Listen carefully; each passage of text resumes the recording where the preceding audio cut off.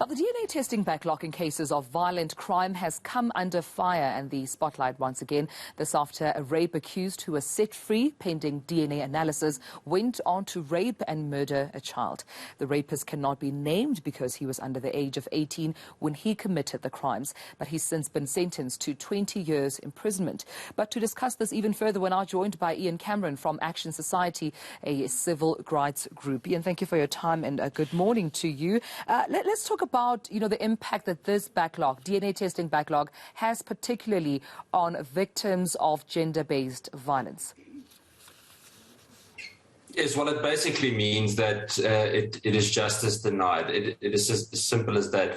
In this specific case, it basically means that someone lost their life, they've got no potential for the future, and the chances are quite good that that specific perpetrator didn't only do it to that one victim, and just because of a system that is not functioning properly. And remember that we all heard about the DNA backlog in the past year or two, but we keep on thinking about the ring-fenced amount of the 300,000 cases we kept speaking about.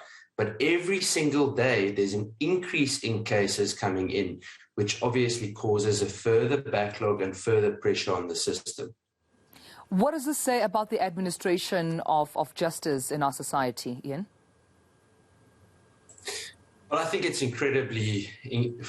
I think it's a bit of a disaster at the moment, to be honest. If we consider the DNA backlog at the moment, along with the prosecution rate for rape specifically in South Africa, it is absolutely atrocious. In South Africa, currently, there's less than an 8% successful conviction rate with rape cases in the country, which is very worrying. We have become the rape capital of the world. We have about 153 rapes per day. And remember that only 1 in 9 rapes are actually reported in South Africa.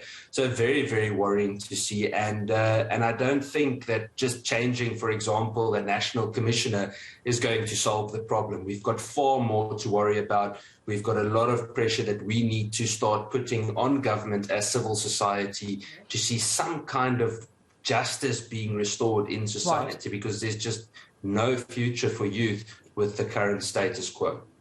With that being said, what do you think it would take to address this backlog, this DNA testing backlog at this point? What do you think it would take from the justice system, from those who are responsible for conducting these DNA tests, from government as well?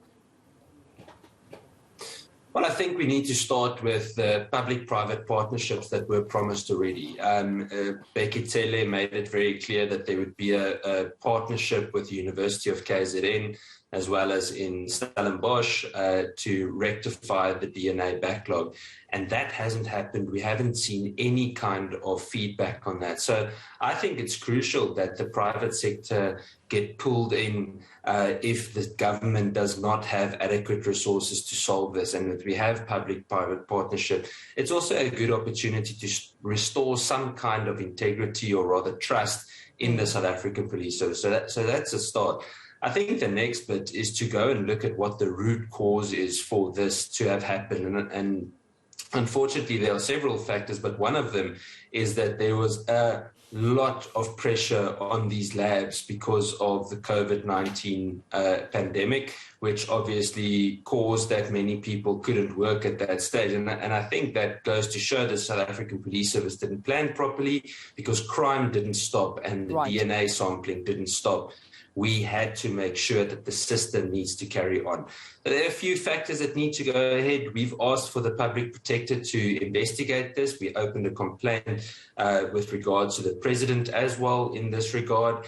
And the public protector has confirmed that they are busy with an investigation. So we'll need to see if it is actually solved. I don't see it being rectified before August, as promised by Backlog, but let's wait and see. Yeah, we'll have to wait and see on how that will turn out. But also in the meantime, I can't imagine the trauma this has on victims of gender-based violence. Already if you are going through a court case where you are, hoping to get justice, and then there's a delay that involves, DNA testing, that surely should be added trauma to the victim in this instance. Absolutely. There are many cases we're working with quite a few victims across the country at the moment, and then you speak to them and they'll tell you that I see the perpetrator that raped me often on the street. I see the perpetrator that assaulted me often on the street because he or she was released after, whether it's on parole, whether it's on bail, whether the case was scrapped from the roll. There are lists of these. If you look at just the Western Cape, for example, there are hundreds, if not more, cases per year regarding GBV that are scrapped from the roll because a docket didn't make it to court, because there wasn't sufficient DNA evidence, or the DNA report didn't make it to court, and the list goes on. So it's incredibly traumatizing. And remember, rape victims often say to me, or have said to me, that they sometimes wish that they had rather died because they live with this incredible trauma for years afterwards. We need to realize that rape is a real pandemic in South Africa. It's an absolute crisis.